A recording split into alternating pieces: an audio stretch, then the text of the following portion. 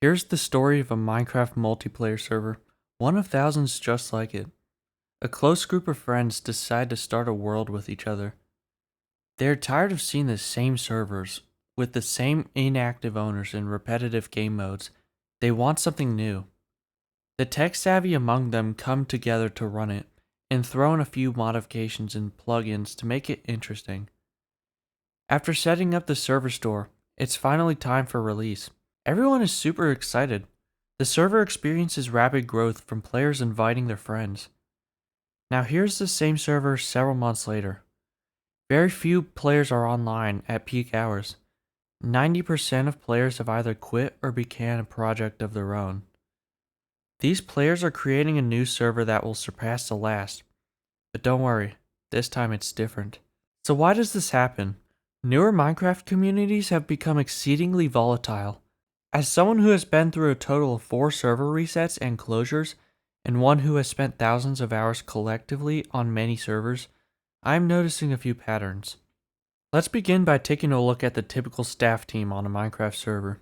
At the top are the owners, the ones with the vision and the technical know-how to get things up and running. Well, at least in theory. The owners split tasks based on their skills. For example, one handles the finances and the other manages server operations. They can't do all this by themselves though. So the owner asks friends for help with moderation. This is where admins come in. Admins are often the faces of the server. Admins host events, handle matters of pressing importance like bug reports, and oftentimes help with server development. Then there are moderators. These are almost always applicants directly from the player base. Moderators are promoted through a trust-based system and can only go higher than senior moderator if they have critical technical skills that the team lacks. Last and most importantly are the branches of hired help. Developers and media creators are the ones who promote the server and retain players. Without them, the server is doomed to fail.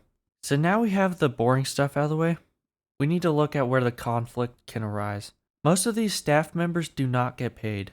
They sign on knowing this, but over time, this can become an issue.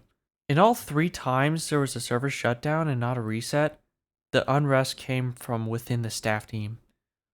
Word gets out about the owners secretly starting a new side project or critical staff are getting underpaid. The server pulls in thousands of dollars and owners pocket it while doing minimal work. This is often where interests start diverging. But we must consider how a community gets here in the first place.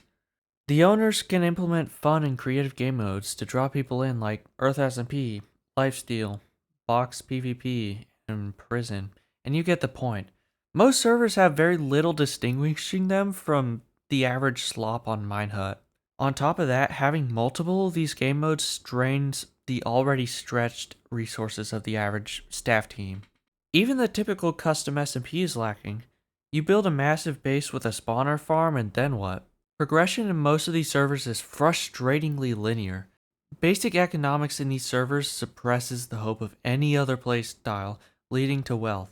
What is even more frustrating is how these servers do not keep the average player in mind. Not everyone is going to play every day. In most custom SMPs, this claiming system that protects bases and items expires just after 1 month. Imagine if Hypixel Skyblock, the most popular game mode in Minecraft, left your island to free-for-all because of inactivity. I would be fairly ticked, especially after the amount of time I drained on that server. These servers do not work for the average player. Nothing feels like your experience. Not to mention the fact that the suggestions tab in most of these community discords just acts as a glorified soapbox. Almost none of them get implemented. Now one could argue this is all just business. At the end of the day, the servers that operate as efficiently as a business survive the longest. That group of friends who started a new server has to conform to survive. This still does not excuse the mismanagement in the hierarchy and misleading advertisements these servers produce.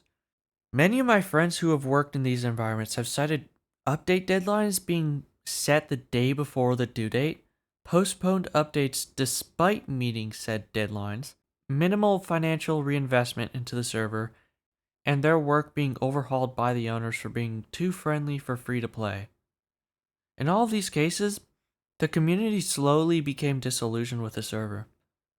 What players need is actual representation and a server that works for them. How can that be done? Coming from a media-based background, with one of my videos that took 5 minutes to make gaining millions of views compared to the one that took 70 hours getting 2,000 views, I can vouch for the effectiveness of truthful advertising.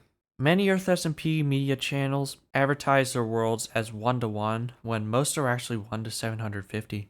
Or when people are building a 1-to-1 replica of New York, which I'm still waiting to see to this day. When I began creating advertisements for a server I played on, people loved it because I was truthful and actually used buildings in the server as sets. It's a small thing, but it brings positivity to the community.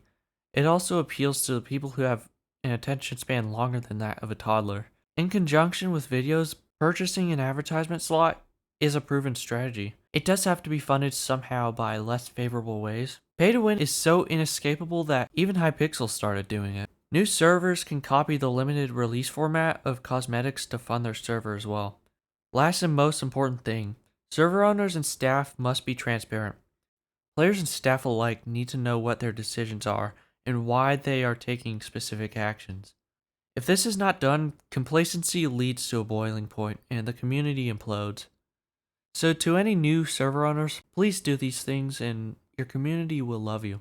Thank you.